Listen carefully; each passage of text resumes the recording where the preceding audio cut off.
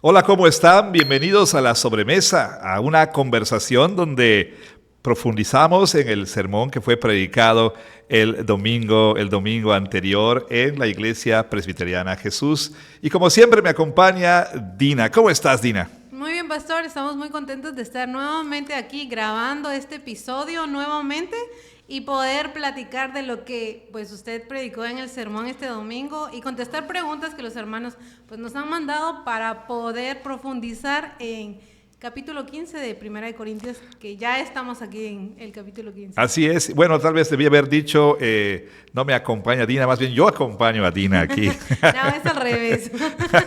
Pero la verdad es un gusto, sea que me acompañe Dina o que yo la acompañe a ella.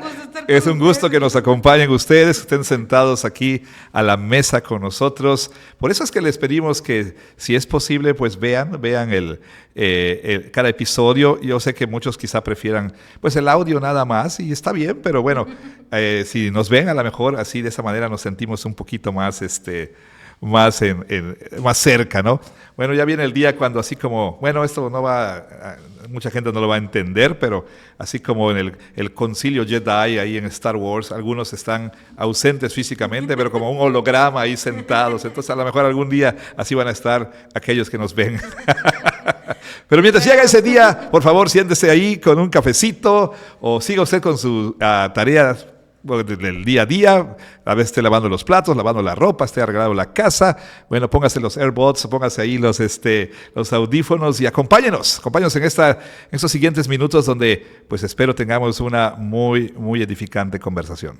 Y estamos en esta serie de Primera de Corintios y el día de hoy vamos a hablar sobre el Evangelio que les he predicado, parte 2, en esta subserie que estamos teniendo del capítulo 15 y tenemos muchas preguntas relacionadas con el Evangelio. Durante este sermón, pastor, usted contestó dos preguntas: ¿quién es Cristo y qué ha hecho Cristo? Y abordó estas preguntas en todo el sermón. Y también muchas cosas más. Claro que, bueno, es importante que entendamos y tengamos bien en claro que el sermón, ¿sí? Planteó, digamos, esta idea, el sermón quiso comunicar esta idea, de que el Evangelio se trata acerca de Cristo y, nuestra respuesta al Evangelio es creer, es recibir ese Evangelio. Y hablamos de algunas razones por las cuales nosotros debemos creer en el Evangelio. Y bueno, pues yo mencioné tres razones. No sé si tú las tienes ahí apuntadas. Aquí las tengo apuntadas. ¿Cuáles son esas razones? Recuérdame, por favor. Bueno, una de las razones es porque este Evangelio es un Evangelio que contiene una historia pactual. No. Factual. Factual. Así es, de factos, así como dicen, oye, estás tirando factos, ¿no? ¿A qué se refiere eso? A lo mejor es una palabra que ni existe, ¿no?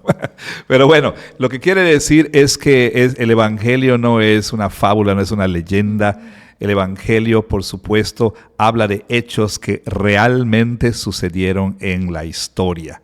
O sea, hubo un hombre llamado Jesús de Nazaret que murió en una cruz y que fue sepultado y que resucitó al tercer día. Todos estos eventos son hechos históricos, ¿no? Esa fue la primera razón.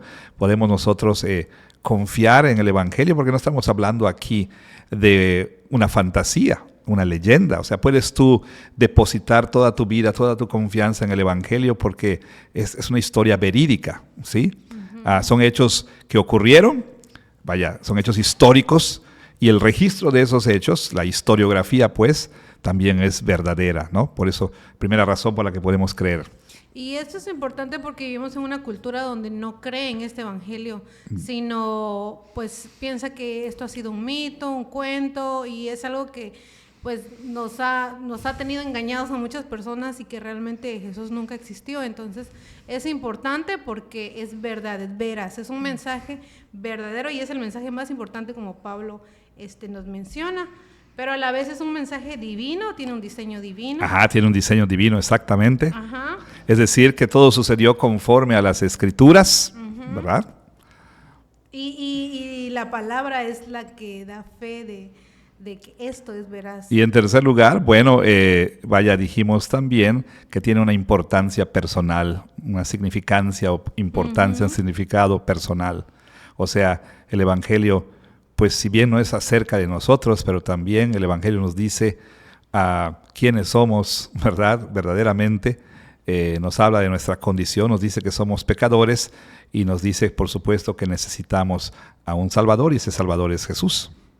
Y yo creo que aunque a veces enfatizamos mucho en este aspecto de que somos pecadores, pues es uno de los más difíciles de reconocer porque no nos vemos como realmente lo que somos como pecadores. Sino, definitivamente. Como usted mencionaba, a veces se ve el Evangelio como algo simplemente terapéutico. Así es. Solamente va a venir a calmar mi dolor y realmente no ve mi necesidad más profunda, que es mi problema más grande, que es el pecado. Y como dice Carl Truman, pues vivimos en la era, ¿no? En la época del hombre psicologizado que vive en una sociedad terapéutica, ¿no?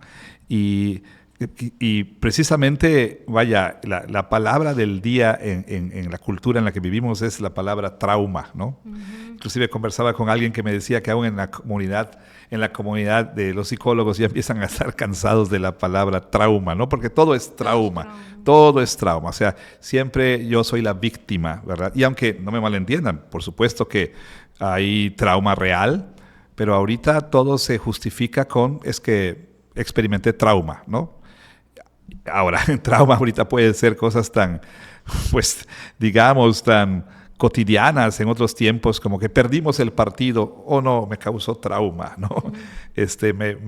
Me pusieron un 8 en mi calificación, no, me causó un trauma. Y por supuesto, las personas tienden a verse como víctimas. E inclusive, como decíamos, ¿no? Es más fácil que nosotros digamos que somos personas rotas, quebrantadas, dañadas, etcétera, pero no es muy fácil, como tú decías, admitir que somos pecadores, ¿no? Porque no nos creemos tan malos como realmente sí somos. Así es, así es. Y no nos enfocamos en lo que Dios quiere que nos enfoquemos, en nuestra naturaleza real y necesitada.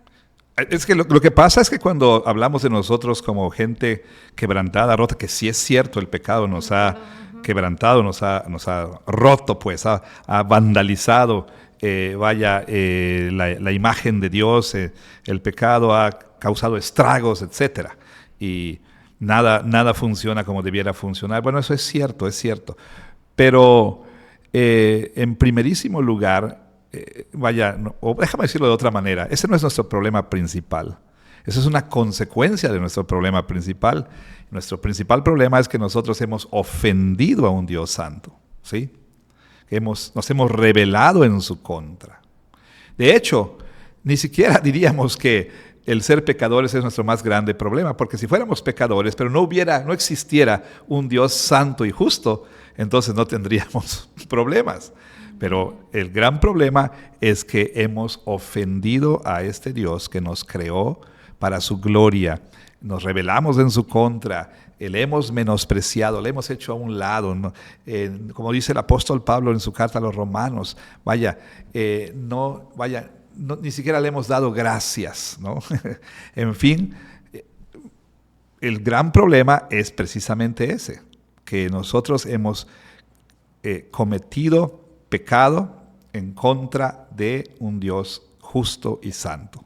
Y ese es nuestro más grande problema. Y pastor, hablando de esto, de nuestro más grande problema, tenemos una pregunta aquí que creo que va muy de acuerdo a lo que estamos hablando ahorita. ¿El evangelio entonces es solo para que la gente se salve y nada más? No, definitivamente no. El apóstol Pablo en su carta a los Romanos dice que, voy a leerlo para que sea mucho más preciso. En su carta a los Romanos, Pablo comienza en su salutación a su audiencia, la iglesia que estaba en Roma, diciéndoles lo siguiente.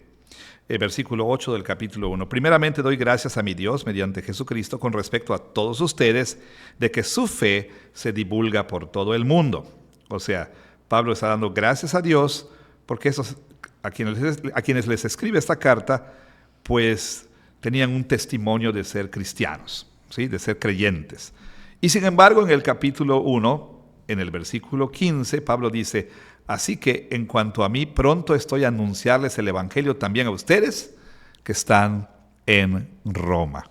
Y uno pues pudiera decir, bueno, aquí hay algo que no cuadra. ¿Cómo Pablo les va a anunciar el evangelio a personas cuya fe, ¿sí?, era divulgada en todo el mundo, a personas que eran conocidas por ser creyentes, a personas que él mismo daba testimonio de ser creyentes, o decía: doy gracias a Dios de que, bueno, ustedes tienen un testimonio, ¿sí?, de ser verdaderos creyentes. Entonces, como Pablo dice: yo estoy presto a anunciarles el evangelio a ustedes también en Roma. Bueno, esto se debe al hecho de que la Escritura así lo enseña. El evangelio no solamente es para los no creyentes, el evangelio es para los creyentes. El evangelio no solamente es para los perdidos, es también para los que han sido hallados. Y como hemos dicho muchas veces, el evangelio no es el ABC de la vida cristiana, eso lo dice Tim Keller. El evangelio es el A la Z de la vida cristiana. No es nada más una puerta de entrada a la vida cristiana, es el sendero por el cual caminamos la vida cristiana. El evangelio no solamente se trata de salvarnos y entonces ya cumple su función. No, el evangelio también, el mismo evangelio que nos salva, por el cual somos justificados y aceptados delante de Dios, es el mismo evangelio que nos santifica. También podemos decirlo de esta manera. Muchas personas piensan que evangelio es para el no creyente. Una vez que la persona cree, dejamos el evangelio, lo ponemos de nueva cuenta ahí en el librero y tomamos el libro de discipulado. Ahora comienza el discipulado. Ya el evangelio ya no lo necesitamos, ya cumplió su función. Es una analogía que siempre uso. Es como el papá que toma del brazo a su hija en la entrada de la iglesia el día de su boda, y el papá pues camina llevando a su hija, conduciéndola a encontrarse con el novio. Y una vez entonces que llegan ahí, a donde está el novio, y el papá toma la mano de su hija y la pone en la mano del novio, entonces, pobre papá, ¿verdad?, ya simplemente se hace para atrás, va y toma su lugar, se sienta y listo. Pobre papá ya pues se entregó a su hija y ya estuvo, ¿no? Cumplió su función. No, realmente el evangelio no es ese papá que nos lleva a Cristo y nada más. No. El evangelio también nos ayuda a vivir la vida cristiana, ¿sí? Es por el poder del evangelio que vivimos la vida cristiana. Fuimos salvados por el evangelio, estamos siendo salvados por el evangelio y seremos salvados por el evangelio. Entonces, sí, no es nada más para los no creyentes, no es nada más para salvarnos. Todo creyente debe recordarse el evangelio todos los días, debes predicarte el evangelio todos los días, porque si no lo hacemos, bueno, ¿qué va a ocurrir? O bien vivimos como fariseos, o bien vivimos como gente que carga una pesada losa de culpa, ¿sí? Vivimos en desesperación, vivimos, por supuesto, o quizá podemos vivir, podemos decirlo así, vivimos autoengañados, ¿verdad?, pensando que por nuestros propios esfuerzos y al obedecer 2 o 3 reglas por ahí, pues ya estamos bien delante de Dios. O por otro lado, simplemente podemos nosotros estar bajo el peso de una tremenda culpa, ¿sí? Quizá podemos pretender de que estamos bien, o sencillamente vivimos totalmente desesperados porque nos damos cuenta de que no podemos vivir la vida cristiana, pues para eso es el evangelio, ¿verdad? Así que el evangelio no solamente nos salva, el evangelio también, por supuesto, nos santifica también, ¿no? Y pastor, ¿hay algo más, bueno, hablando del evangelio, usted hizo mención en el sermón de la película Señales y sí. Y comentó que no es simplemente una historia de una invasión, sino hay algo más profundo. Entonces hizo como esa comparación. Entonces nos preguntaban si hablando del evangelio, este relato es similar. ¿Hay algo más a lo que le deberíamos de prestar atención? Aunque usted ya mencionó en el sermón anterior, ¿verdad?, que es el mensaje más importante, que se trata de Cristo, de la obra completa de Cristo, pero ¿hay algo más a lo que le deberíamos de prestar más atención o ponerle más énfasis? O sea, aparte del Evangelio, además del Evangelio. Que sea el Evangelio, del contenido del Evangelio. Bueno, lo que sí, gracias por la pregunta, me permite aclarar quizá algo que no se entendió bien o que no comuniqué del todo bien. Mi intención al citar esa escena de la película Señales, muy buena película por cierto, fue la siguiente. Como dije, Mel Gibson, bueno, él hace el papel de un pastor, de un sacerdote anglicano, si no me equivoco. No lo mencionan, realmente no mencionan qué denominación tenía él. Pero bueno, aparentemente es un sacerdote anglicano, ¿okay? Un pastor anglicano. Y bueno, en la película le llaman padre, ¿no? Como así también llaman en la iglesia anglicana. Bueno, o episcopal, no lo sé. Bueno, el punto es que su esposa muere trágicamente y eso, pues, lo que ocasiona es que su fe fuera sacudida de tal modo que él termina abandonando la iglesia y, por supuesto, el pastorado. En la película ocurre una invasión alienígena, ¿no? Pero realmente el punto de la película no es tanto el asunto de los aliens. Para mí ese no es el punto principal. La película plantea una pregunta interesantísima, importantísima. ¿Y qué tal si lo que sucede, verdad, no sucede simplemente al azar? En la película se plantea el asunto de si hay o no hay alguien ahí, ¿no? Que nos está cuidando, que nos está protegiendo, etc. Bueno, en su total crisis de fe, el personaje de Mel Gibson, ¿sí? Graham se llama él, en esa noche donde ya pues iban a enfrentar ahora sí que la invasión alienígena, tiene ese diálogo con su hermanito Merrill, y él, el hermanito pues dice, necesito apoyo aquí, ¿no? O sea, su hermano siempre había sido pues ahora sí que su refugio, su sostén, y le pide que le dé algo de consuelo, y entonces él le cuenta pues una historia que reconforta al hermanito, ¿sí? Y entonces Graham le pregunta si le había ayudado, si se sentía más consolado. Y él dice, sí, me siento mejor. Y el hermanito le pregunta, pues, ¿él qué clase de persona era? ¿Era de los que creían que estaba alguien ahí o que estábamos solos? Inicialmente él dice, pues, bueno, ¿eso qué importa? Si te sientes consolado es todo lo que importa. Entonces mi punto era que el Evangelio no es nada más una historia que contamos para que la gente pues tenga algo de dónde agarrarse, dónde aferrarse. Interesantemente, bueno, como es el Señor en su soberanía, ¿verdad?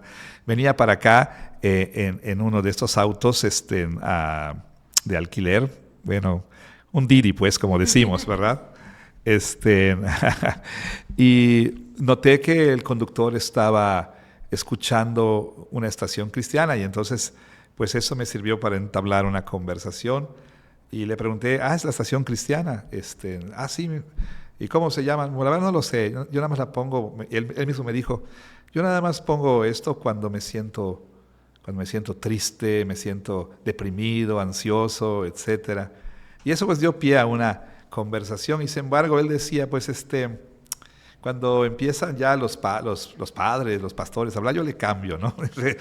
yo le cambio porque... Entonces él me dio su punto de vista acerca de lo que él cree, lo que él piensa. Pero mi punto es que cómo, ¿verdad? Aún las personas pueden recurrir a lo religioso, vamos a decir, con tal de tener algo de tranquilidad, de paz en medio de sus dificultades. Pero la idea ahí para él es que, bueno, sea o no sea cierto, me da paz, ¿no? Me tranquiliza. Pero bueno, el Evangelio no es nada más un calmante, ¿no? Para nuestras ansiedades y demás. El Evangelio es una historia real, como dijimos al principio. Son cosas que sucedieron, ¿sí? Que ocurrieron verdaderamente. Es una historia, ¿sí? Factual, como decíamos. Entonces, no se trata nada más de pensar, bueno, este Evangelio, qué bonita historia para que los abuelitos pues tengan cierta paz cuando vayan a morir. No. Yo hacía la pregunta el domingo, ¿realmente creemos que esto sucedió? ¿sí? Realmente creemos que hubo un Jesús que fue a esa cruz y que murió y fue sepultado y resucitó al tercer día. Eso es sumamente importante, ¿sí? Porque estamos hablando aquí de ¿qué? De que la gente, ahora sí que le ponga todas sus fichas, ¿no? Al Señor Jesús, ¿verdad? Que le apueste todo, vamos a decirlo así, su resto, su vida entera. Y bueno, honestamente, ¿quién estaría dispuesto a poner toda su vida en algo que es mentira? Pues nadie, ¿verdad? Entonces, nuestra fe cristiana se basa en historia, en hechos históricos. Ahora, por supuesto, hay gente que puede creer que fueron hechos históricos que sucedieron, pero que, bueno, sencillamente tratan esa historia como tratan la historia de Benito Juárez o de Miguel Hidalgo o de George Washington o de Napoleón Bonaparte. Jesús fue un personaje histórico y hasta ahí, ¿no? No. Nosotros, por supuesto, en el Evangelio sabemos que Jesús no es un mero hombre como los demás, un mero personaje histórico. ¿Por qué? Porque nuestro Evangelio dice que Jesús murió y resucitó al tercer día. Entonces, la resurrección es importantísima. Por eso Pablo aquí en el capítulo 15 dice, bueno, si ustedes están negando la resurrección, si algunos entre ustedes dicen que no hay resurrección, entonces ¿cómo pues resucitó Cristo? Y si Cristo no resucitó, habrá sido, por supuesto, Jesús un personaje histórico, pero si Él no resucitó, Jesús no tiene realmente ningún poder para salvar a las personas, ¿sí?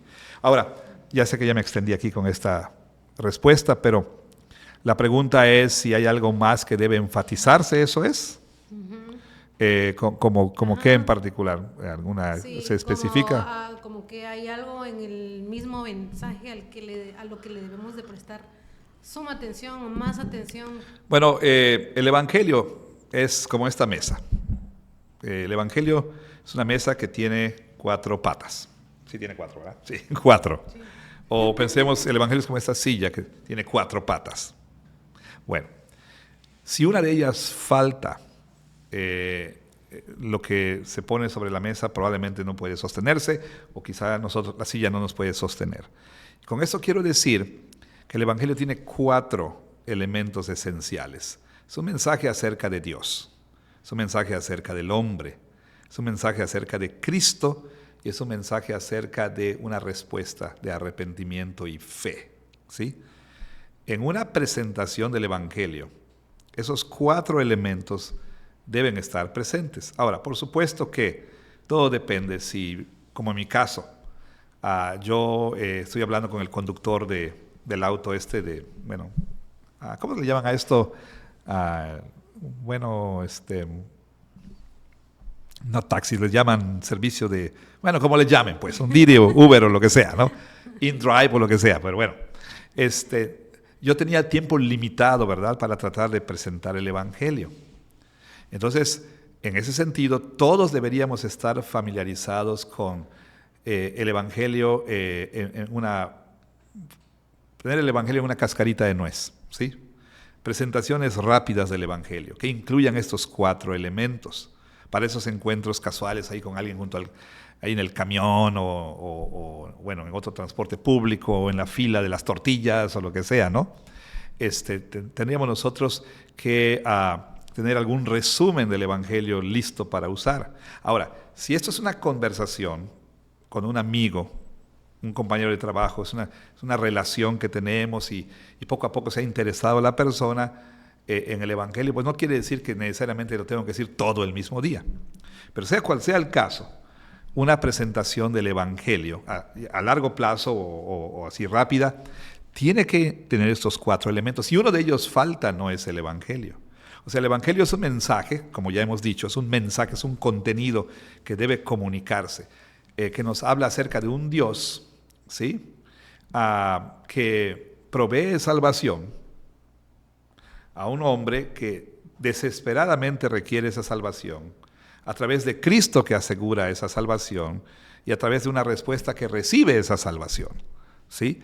O para decirlo de otro modo, el Evangelio es acerca de un Dios que nos creó para su gloria, el cual es justo, santo, y por lo tanto Él pues tiene que castigar al pecador, pero también es misericordioso y Él quiere salvar al pecador, ¿no? Y entonces el hombre se ha rebelado en contra de Dios y necesita esa salvación. Dios proveyó en Cristo la salvación, ¿verdad? ¿Y qué tiene que hacer el hombre? Recibir esa provisión mediante arrepentimiento y fe. Ahora, esos elementos se tienen que enfatizar, ¿verdad? Yo diría que esos son los elementos esenciales.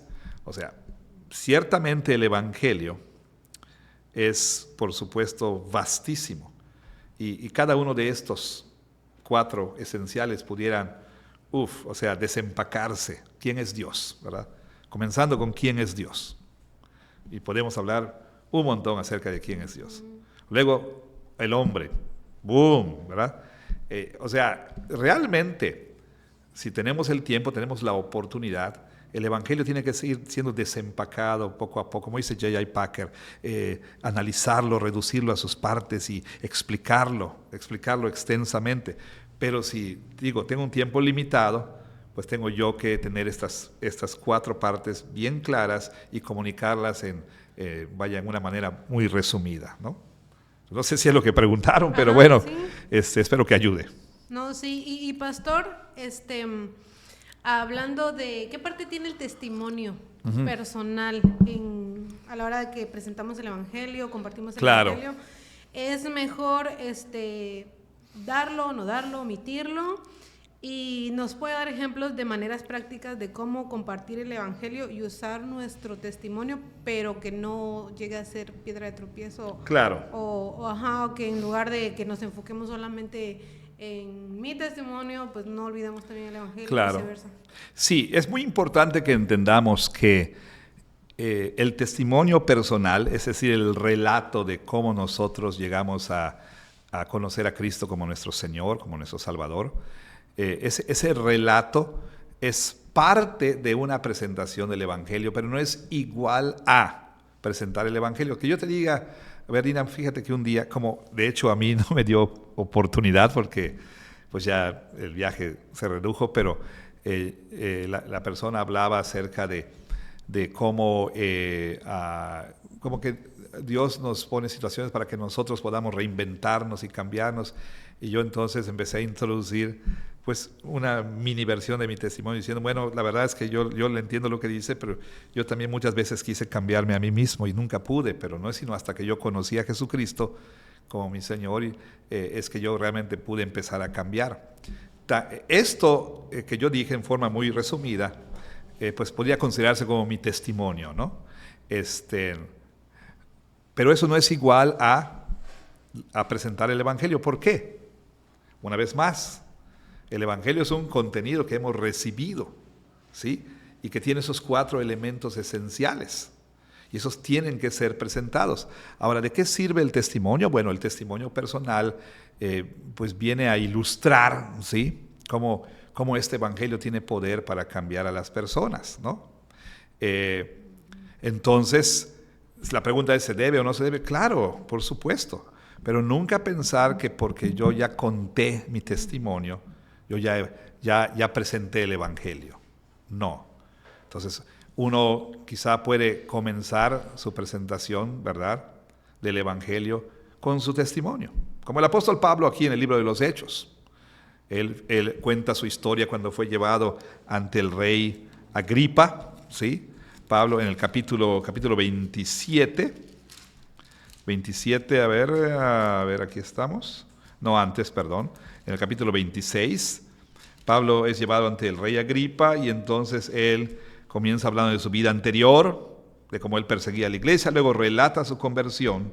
Sin embargo, Pablo, ¿sí?, termina entonces presentando el Evangelio, ¿sí? No nada más cuenta cómo conoció a Jesús, no es nada más, él no nada más cuenta su biografía espiritual, sino que termina hablando de pues la cruz sangrienta y la tumba vacía, ¿no?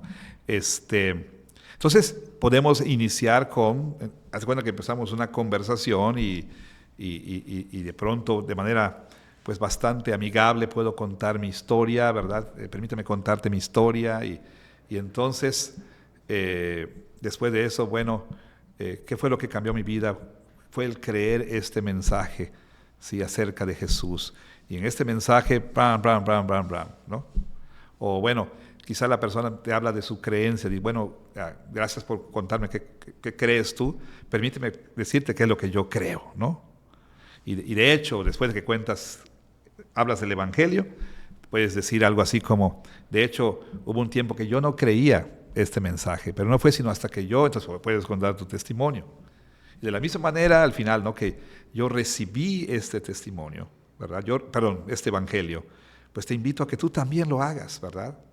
¿Sí? Entonces, nunca sustituir la presentación del mensaje con el testimonio. ¿Es útil? Claro que sí es útil, ¿sí? Y hay algunas cosas que pudiéramos decir al respecto, o sea, nunca enfatizar demasiado nuestra vida pasada, ¿no? Hablando de lo terrible que éramos, ¿no? Y luego, después de una hora de hablar eso, Jesús me cambió, ¿no? También quizá es mejor no usar lenguaje como Jesús me cambió, sino porque pues si la persona te conoce, a lo mejor va a decir, pues no le salió muy bien el trabajo, que digamos, ¿no? Quizás es mejor decir, bueno, el Señor comenzó a cambiarme y continúa su obra, ¿sí? Pero comenzó un cambio definitivo en mi vida. Yo ya no soy el mismo que era antes, ¿no? Entonces, el testimonio tiene 3 partes. Cómo era yo antes, cómo conocí a Jesús y cómo soy ahora, ¿no? Entonces, una vez más, no es un sustituto, pero es parte útil en la presentación del Evangelio, porque viene como ahora sí como que a hacer un ejemplo de qué es lo que el Evangelio hace. Entonces la pregunta decía que si podemos hablar de ejemplos prácticos. Bueno, pues creo que ya mencioné un par aquí, ¿no? Sí. De cómo incorporar el testimonio. O sea, mi testimonio puede abrir la puerta para la presentación del Evangelio. ¿Sí me explico? Sí, y bueno, yo lo que he escuchado a veces es que, por ejemplo, si le preguntamos a una persona creyente ya, si nos puede decir qué es el Evangelio, como que es como que un boom de no sé qué es el Evangelio. O sea, sí sé, pero casi siempre sabes qué van a decir. Van a hablar de evangelismo, van a decir, es contar las buenas nuevas. Ajá, y siempre es una buena noticia, las buenas nuevas, pero no, como pero que... ¿cuál es este mensaje, no? Pero ¿cuál es el mensaje? Entonces como que siempre el temor es de no decirlo, no poder decirlo, que tenga estas partes que usted mencionó, y entonces como que pues prefieren enfatizar en su testimonio, claro, para no pues quedar mal en no decir lo correcto, pero quizá a veces hasta es necesario como escribirlo, practicarlo, porque al final o sea, hay personas que tienen una gran habilidad para decir cosas muy, muy, muy grandes y encapsularlas y decirlas puntualmente, pero a veces es muy difícil, o sea, para muchas personas, y muchas personas dicen, es que yo no tengo el don de la evangelización, porque no puedo hablar, no puedo compartir, sí sé lo que tengo que decir, pero no sé cómo decirlo. Claro, y es cierto que sobre todo los nuevos creyentes, como aquel joven que fue sanado y que los líderes religiosos le decían, bueno, este hombre es esto, aquello. Bueno, si es o no es, yo no lo sé. Lo único que sé es que yo era ciego y ahora veo, ¿no? O la samaritana, vengan, les voy a mostrar un hombre que me dijo todo lo que yo soy, me habló de quien yo sé. O sea, el endemoniado gadareno, ¿no? Jesús le dice, ve a casa y cuenta cuán grandes cosas el Señor ha hecho contigo. Es cierto que el nuevo creyente a lo mejor no va a tener todavía un conocimiento de qué es este mensaje, pero va a hablar, sí, de cómo el haber respondido a ese mensaje ha cambiado su vida. Un hombre llamado Jesús me ha cambiado, ¿no? Y a lo mejor no va a tener la habilidad de explicar todo el Evangelio en una manera pues profunda y coherente, etcétera. Pero los que ya somos creyentes ya con cierto tiempo, pues no tendríamos excusa para no saber qué es el Evangelio. Si bien el Evangelio no es solo el ABC de la vida cristiana, pero bueno, es el fundamento, ¿verdad? Y la verdad es que no sorprende lo que dices, porque aún en convenciones de líderes han hecho encuestas En algunas ocasiones se ha preguntado a esos líderes, a esos pastores, a esos líderes de iglesias, ¿verdad? En convenciones, por favor, ¿pudiera decirnos qué es el Evangelio? Y la inmensa mayoría no ha podido dar una respuesta que se consideraría satisfactoria, ¿no? Entonces, una vez más, el Evangelio es un mensaje acerca de Cristo. ¿Quién es Cristo? Como decías al principio. ¿Y qué hizo Cristo? Ahora, absolutamente, se reduce a eso, pudiéramos decir. Pero, una vez más, el Evangelio, ¿okay?, nos habla de 4 cosas fundamentales. De Dios, del hombre, de Cristo y de arrepentimiento y fe. Esos 4 elementos tienen que estar presentes ahí. Sí, y pastor, hablando del Evangelio como nuestra necesidad más grande, que aborda quién es el hombre, nuestra condición, ¿cómo evangelizar a alguna persona que cree que su problema más grande no es realmente su pecado, sino sus traumas, lo que ha vivido? Y que no se le puede, se le ha compartido el Evangelio, pero como que sigue enfatizando mucho en que ese no es su problema más grande, su condición de humano caído, sino sus circunstancias. ¿Cómo poder ayudar a esta persona? ¿Cómo evangelizarla? Porque la mayoría de las personas siempre pues tienden a enfocarse más en sus circunstancias y no realmente en ver la condición de su corazón. Precisamente ahí estriba la importancia, ahí radica la importancia de que conozcamos el Evangelio. Y entonces, obviamente el Espíritu Santo es el único que va a poder cambiar a esa persona, pero nosotros tenemos que ser capaces de presentar, de mostrar a través de las Escrituras, ¿sí?, que nuestro problema más grande, de acuerdo a esta cosmovisión cristiana, es que nosotros nos rebelamos en contra de Dios. Y entonces, a consecuencia de eso, empezamos a sufrir toda clase de cosas, ¿sí? Y es que el gran problema del ser humano es que, no está dispuesto a aceptar tal cosa. O sea, podemos siempre pensar en un nivel horizontal, ¿no? O sea, nuestros problemas a nivel horizontal, pero no pensamos que nuestro problema más profundo es precisamente que nosotros le dimos la espalda a aquel que nos creó, ¿sí? Y Dios dijo con toda claridad: el día que tú peques, ese día vas a morir. Y esa muerte no solamente es muerte física, también es la muerte espiritual, la separación de Dios. Y a consecuencia de esa separación de Dios, como piezas de dominó que se alinean, ¿verdad?, todo lo demás cae, ¿sí? Entonces, las personas tienen que entender que Jesús, nuestro Señor, si bien hizo milagros para aliviar los quebrantos de las personas, Él mismo lo dijo, o sea, su misión principal era anunciar el Evangelio del reino, ¿sí? Y a veces Jesús era impedido de esa misión y a veces tenía que apartarse porque la gente solamente quería experimentar sanidad o que los endemoniados fueran liberados, etc. Y todo eso era importante, pero el Señor siempre enfatizó cuál era el problema más grande. Y hay una ilustración de esto, Marcos capítulo 2, cuando esos amigos, no sé si eran 4, traen a un paralítico. Ellos improvisaron una especie de camilla, ¿no?, para llevar a ese paralítico. Cuando oyeron que Jesús estaba ahí, llegan y entonces ven que la casa donde Jesús estaba repleta. Y entonces ellos ingeniosamente, ¿no?, deciden improvisar y se suben al techo y entonces abren un hueco ahí y bajan la camilla. Cuando Jesús vio esto, lo primero que Jesús le dice al paralítico no fue: levántate, ¿sí?, toma tu lecho y anda. ¿Qué fue lo primero que le dijo? ¿Te acuerdas? Recuérdemelo. Tus pecados son perdonados. ¿Sí? Sí. Vaya, ellos lo llevaron, ¿por qué? Por una necesidad, ¿verdad? Que este pobre hombre había estado impedido, discapacitado. Pero Jesús ve más allá de esa necesidad. ¿Qué es una necesidad? Sí. pero la necesidad más grande de esa persona era el perdón de pecados, ¿sí? Pero nosotros en nuestra idolatría, ¿verdad?, podemos pensar que nuestro problema más grande pues, es remediar aquello que... No, perdón, nuestra necesidad más grande es remediar aquello que nos causa problemas en la vida. Pero tú puedes tener sanidad, puedes tener dinero, etc., y aún así estar eternamente perdido, ¿sí? Entonces la persona que solamente quiere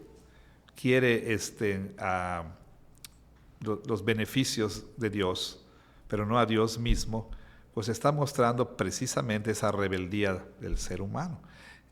Al final del día está haciendo a Dios su sirviente, ¿no? Solo quiero que Él me atienda, me dé lo que necesito.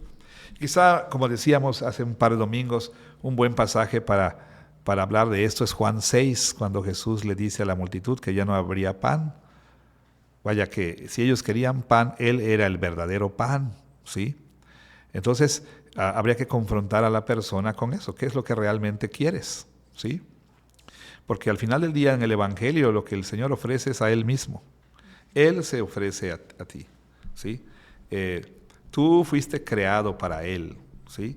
Y nunca vas realmente a experimentar vida a menos que estés en comunión o en una relación correcta con Él, ¿no?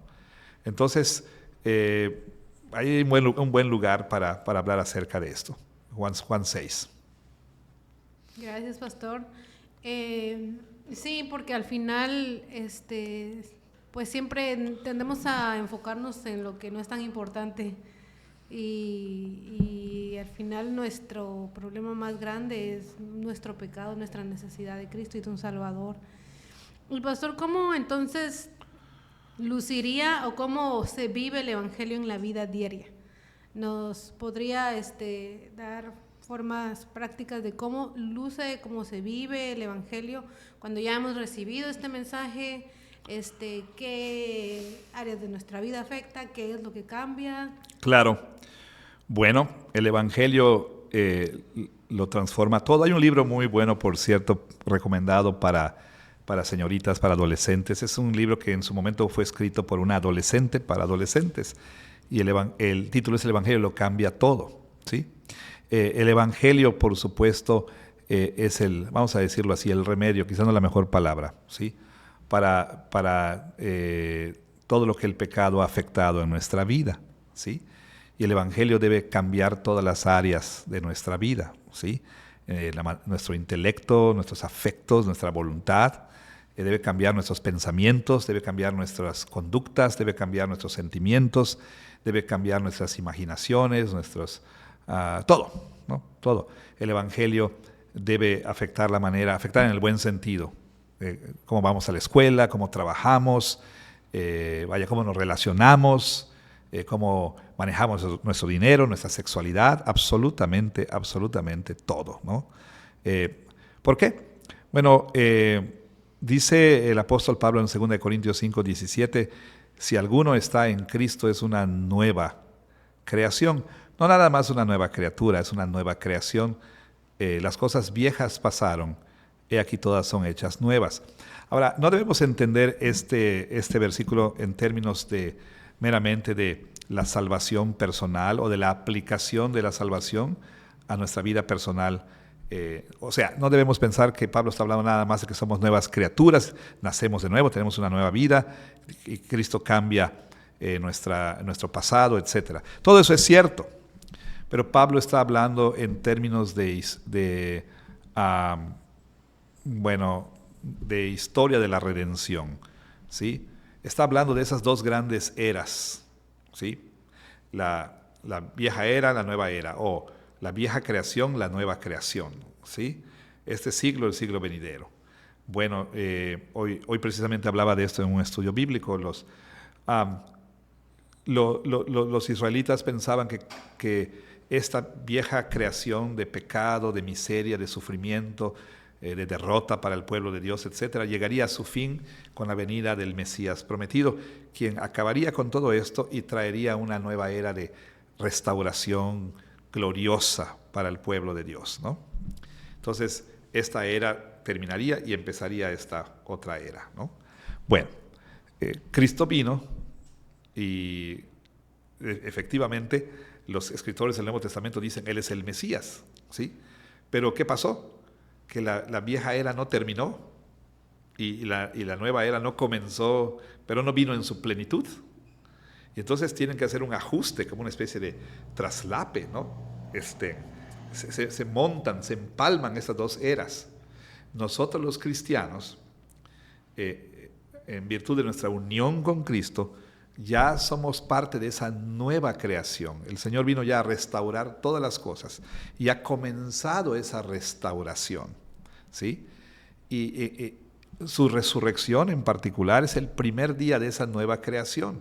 Ahora, la vieja creación todavía está aquí, pero la nueva creación ya está aquí. Bueno, nosotros ya somos parte de la nueva creación, ya no somos parte de ese sistema pasado, ese viejo orden, ¿sí? De rebelión, de pecado, etc. Pero todavía vivimos, ¿sí? Nuestra vida cristiana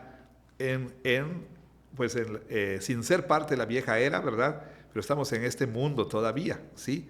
Estamos en la vieja creación todavía.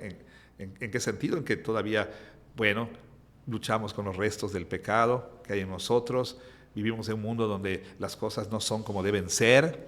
Vivimos también en un mundo donde hay maldad, donde la gente peca en contra nuestra, donde hay tragedias, donde hay muerte, sufrimiento, dolor, etc. Todavía estamos experimentando todo eso, pero ya nosotros comenzamos a experimentar la nueva creación. Ahora, eso es importante, ¿por qué? Porque en términos de la Biblia, lo que Pablo dice, si alguno está en Cristo, ya eres parte de la nueva creación, quiere decir que nosotros los creyentes somos la nueva humanidad que el Señor vino a restaurar. O sea, a veces espiritualizamos demasiado este asunto de ser cristiano. Ser cristiano es realmente volver a ser humano, ¿no? O ser los humanos que debimos ser. Entonces, si preguntan cómo el Evangelio se vive a diario, de manera práctica, pues vive tu humanidad, ¿verdad? O sea, tu relación con tu cónyuge, con tus padres, con tus vecinos, tu trabajo, etc. Todo esto ya lo vives, ¿sí? Como Dios quiso que lo viviéramos, para su gloria, ¿sí? Todo lo que hacemos, de palabra, de hecho, para su gloria, todo en el nombre del Señor. Quiere decir que el discípulo de Cristo ya ha sido restaurado y está siendo restaurado, está empezando a vivir como el verdadero ser humano que debió ser, ¿sí? Cristo lo que hace es rehumanizar a humanos que fueron deshumanizados por el pecado, ¿sí? Y entonces podemos empezar a vivir como lo que debemos ser. Cristo es el tronco de una nueva humanidad, es el primogénito, ¿sí? De la nueva humanidad, ¿sí? Cristo es las primicias de la nueva humanidad, y los que están unidos a Él son la nueva humanidad que va a vivir en un nuevo mundo, porque el Señor no solamente vino a salvar almas para llevarlas al cielo, el Señor vino a restaurar su creación, y la promesa es que vamos a vivir en un nuevos cielos y nueva tierra para ser los seres humanos que debimos haber sido. Mientras tanto, pues el creyente debe vivir todo, como dice el apóstol Pablo. Si pues comes o bebes, todo para la gloria de Dios. O sea, el Evangelio debe, ahora sí que, una vez más, la palabra no es la mejor, afectar todas las áreas de mi vida. Uno de los grandes problemas con los cristianos es que compartimentamos nuestra vida y pensamos que el Evangelio se trata solamente de la iglesia, cuando estamos en la iglesia, pero no. Gálatas 2:20, ¿no? Dice el apóstol Pablo, con Cristo estoy juntamente crucificado y ya no vivo yo, mas Cristo vive en mí. Y lo que vivo en la carne, ¿qué quiere decir eso? Pues mi vida, pues como una persona, lo que vivo en la carne, lo vivo en la fe del Hijo de Dios, el cual me amó y se entregó a sí mismo por mí. O sea, todo lo que hago, pues es Cristo en mí. O sea, yo ya unido a Cristo, lo debo hacer en términos de la nueva creación, no de la vieja creación. Ya no debo hacer negocios como los que no están en Cristo lo hacen. Ya no debo relacionarme como los que no están en Cristo se relacionan. Ya no debo yo practicar las cosas que los que no están en Cristo practican, ¿sí? Si estoy en Cristo, estoy unido a Cristo por la fe, entonces yo debo vivir como una nueva creación. Bueno, hay más que podemos decir, pero espero que sea útil. Y esto, pastor, muchas veces, bueno, cuando hablamos de evangelismo, como usted decía, ¿verdad? Tenemos que tratar de enseñarlo o tratar, dependiendo del tiempo que tenemos, ¿verdad? De decir lo más importante, el contenido más importante. Pero esto de lo que usted estaba hablando ahorita de que somos una nueva creación, de cómo Dios vino a restaurar todo lo que originalmente Él mismo creó y que en Cristo está siendo restaurado. A veces no se hace énfasis, entonces solo nos quedamos con el Cristo murió para salvarme y ya está ahí, claro. Ir al cielo y... yo pequé, pero Dios me ama y Cristo murió por mí, yo le recibo, ya soy su hijo y es su plan para mí. Está bien, pero eso hay que desempacarlo. Ahora bien, la Biblia, el Nuevo Testamento en particular, nos muestra, nos presenta, nos proporciona el Evangelio en una cascarita de nuez, o sea, resúmenes del Evangelio, ¿sí? Hay varios resúmenes y puedes ver en diferentes lugares cómo el Evangelio es presentado en una forma, en otra forma, ¿verdad? Pero todos esos resúmenes, todas esas cascaritas de nuez, como dice Keller, tienen en común los elementos que mencionamos, ¿sí? Ahora, el Evangelio puede ser presentado de muchas maneras, ¿sí? Cristo nuestro Señor, obviamente, maestro de maestros, Él podía aprovechar puertas de entrada diferentes. Al joven rico le dijo, vende todo lo que tienes, ¿no? A la mujer, a la samaritana le dijo, trae a tu marido, ¿no? Y así por el estilo, ¿no? Él entonces sabía poner el dedo en la llaga, ¿no? Y podía encontrar puertas de entrada para hablar a las personas del Evangelio. Y eso, por supuesto, el Evangelio es como un diamante que tiene diferentes facetas. Y sí es cierto que debiéramos nosotros pacientemente hablar de cada una de esas facetas, pero a lo mejor vas a entrar a la vida de una persona con una faceta del Evangelio. O sea, con esto quiero decir que la presentación del Evangelio no tiene que ser así una fórmula que me aprendo y que recito. Es útil cuando uno está empezando a compartir su fe. Pero si bien no es una fórmula así que recito, una vez más lo digo, los elementos esos tienen que estar presentes. Pero podemos nosotros entrar por aquí o entrar por acá o entrar por acá dependiendo de la situación. Por ejemplo, Keller decía que él pudo conectarse con su audiencia en Manhattan porque supo poner el dedo, ¿no?, en el pulso de esa comunidad. Él notó que la mejor manera de entrar a estas personas no era hablar acerca del aspecto legal del Evangelio. Es decir, eres culpable porque has quebrantado la ley de Dios. Llegaba él a eso, sí. Pero él empezaba con el asunto de la idolatría. ¿Por qué? Porque notó que la gente en su comunidad, ahí en su contexto, personas que estén preocupadas por tener una identidad o por tener un nombre, etcétera, y ya sabes, ¿no? Y posicionarse en las diferentes idolatrías, ¿verdad? Entonces él entró por ahí, por el asunto de la idolatría. Obviamente, recuerda que hemos dicho que el ser humano tiene un triple problema: mal récord legal, mal corazón y vive en un mal mundo. A veces podemos entrar por el mal mundo. O sea, una persona te dice, por ejemplo, no, las cosas están terribles, están muy mal. Y dices, bueno, la verdad es que tienes toda la razón, pero ¿te imaginas que pudiéramos vivir en un mundo donde ya no hubiera más violencia, más muerte? No, hombre, sí sería muy bonito. Bueno, y si alguien te dijera que ese mundo es real y que algún día podremos vivir en él, ¿qué pensarías, no? Entonces puedes entrar por ahí, ¿no? Alguien te abre su corazón y te cuenta sus temores, vivo por temor a la violencia, a la inseguridad. Bueno, pues puedes entrar por la promesa del nuevo mundo. O alguien que está luchando con no sé, por ejemplo, en algún momento un jovencito que, malos padres, etcétera, puedes empezar con la adopción, ¿verdad? O puedes empezar con el asunto de el quebrantar las leyes. En fin, no tiene por qué ser una presentación, digamos, estándar, única, unitaria, unisex, pero sí los elementos tienen que estar presentes. Por donde entres, siempre tienes que llegar al punto de un Dios que provee salvación a un hombre que requiere esa salvación, a través de Cristo que aseguró esa salvación y a través de una respuesta de arrepentimiento y fe que recibe esa salvación. Gracias, pastor.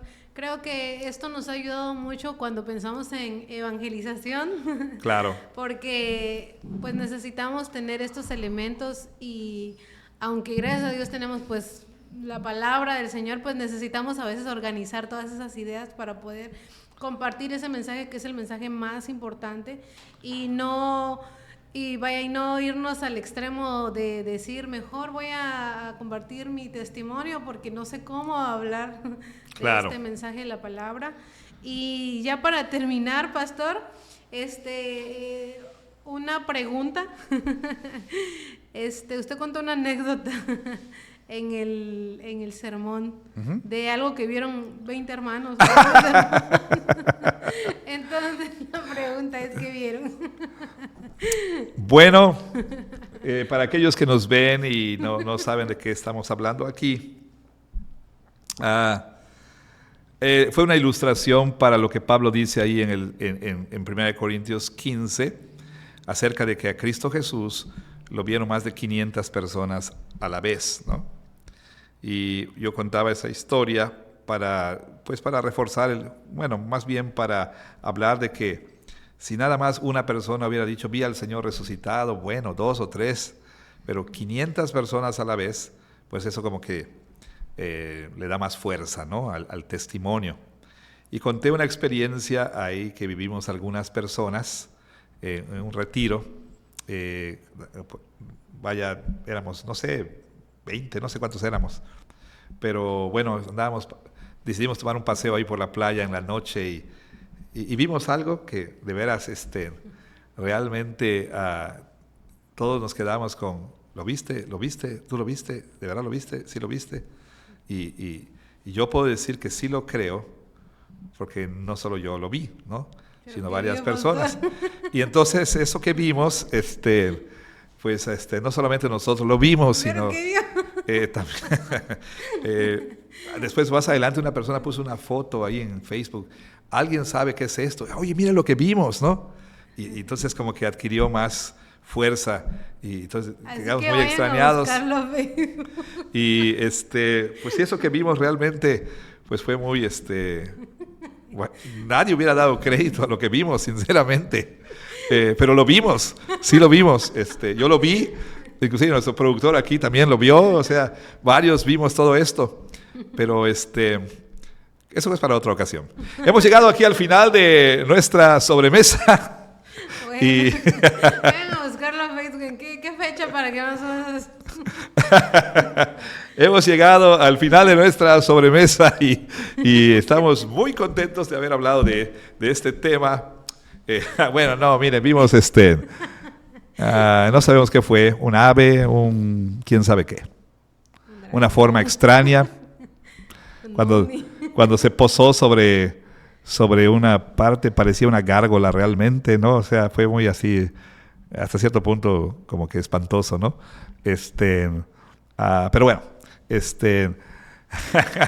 la gente más interesada en esas cosas que en el Evangelio. ¡Qué barbaridad! ¡Qué barbaridad! ¡Qué barbaridad, hermanos! Manden más preguntas. Yo pensé que íbamos a hablar acerca del diseño divino aquí del Evangelio, o que el Evangelio tiene pues significancia, importancia personal, y quieren saber qué vimos. ¡Qué barbaridad! No, pero en realidad, imagínense, ¿no? Si algunos de nosotros contamos algo que para la gente parece inverosímil, ¿sí? Imagínate, ¿no?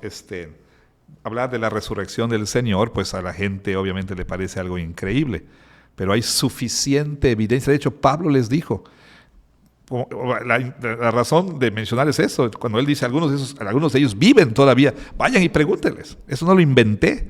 Esto no es un cuento, no es un mito, una fábula, una historia que les vengo aquí a contar para manipularles. No, esto sucedió y hay suficiente evidencia. Ahora, por supuesto, nosotros tenemos el testimonio de aquellos que lo vieron aquí en las Escrituras. Nosotros no vimos al Señor resucitado, pero como Jesús le dijo a Tomás, bienaventurado eres, discúlpame, porque me has visto, Tomás, creíste, pero bienaventurados son los que sin ver han creído. Pedro le dice a sus lectores también en su primera carta, en quien ustedes creen sin haberle visto. Vaya, es aquí donde nosotros recibimos este regalo precioso de la fe salvadora que nos permite creer la verdad, que quita esa incredulidad, que por cierto la incredulidad de la cual la Biblia habla no se refiere tanto a la ausencia de evidencia, no, la incredulidad es un acto moral, es una decisión moral, es decir, yo voluntariamente, ¿sí?, decido no creer a pesar de evidencia suficiente. Entonces, tenemos este testimonio.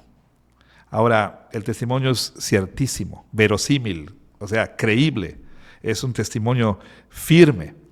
Sin embargo, para poder creer el testimonio de los testigos de la resurrección, se requiere que el Espíritu Santo quite la incredulidad que tenemos todo ser humano a partir de la caída de Adán, ¿verdad? Y entonces Él abre nuestros ojos a la verdad y decimos, cierto, esto es verdad. Ahora, tal vez sería muy interesante que muchos creyeran nuestra historia de lo que vimos y les sería más fácil creer en eso que en la resurrección de Cristo. ¿Por qué? Porque hay esta rebelión del ser humano en contra de su creador, que le hace decir no, cerrar los ojos y decir no. Y de hecho, Pablo se topó con varias personas. Después de que les contó su testimonio, les habló de Cristo, de que murió y resucitó del juicio venidero, algunos respondían diciendo cosas como, bueno, con tan poca cosa me quieres convencer. Ya te oiré en otra ocasión, o ese tipo de cosas. O uno por miedo dijo, no, ¿sabes qué? Ya no quiero oír esto. En fin, se requiere del Espíritu Santo para que podamos creer que las Escrituras que dan testimonio de ese Evangelio y de lo que ocurrió, de lo cual el Evangelio nos habla, el testimonio de las Escrituras es verdadero. Así que bueno, estamos muy agradecidos que usted haya estado aquí con nosotros sentado a la mesa y espero que esta conversación haya sido muy edificante para ustedes. Continúen enviando sus preguntas. La próxima semana, si Dios quiere, tendremos la siguiente parte de esta serie, el Evangelio que les he predicado. Hemos hablado acerca de qué es el Evangelio, qué clase de mensaje es, qué contiene el Evangelio, ¿verdad? Y por qué debemos creer ese Evangelio. Bueno, precisamente hablaremos ahora de una pregunta importante. ¿Debo confiar en el Evangelio? ¿Sí? Vamos a expandir un poco más esa parte. Hablaremos precisamente de la significancia personal, como Pablo habla de su propia experiencia, ¿verdad? Cuando él dice, a mí al final como un abortivo, dice, me apareció el Señor Jesús. Bueno, hablaremos entonces de todo eso, si Dios quiere, el domingo, y esperamos que la próxima semana se siente aquí a la mesa con nosotros. Gracias, pastor. Gracias, Dina. Nos vemos, si Dios quiere.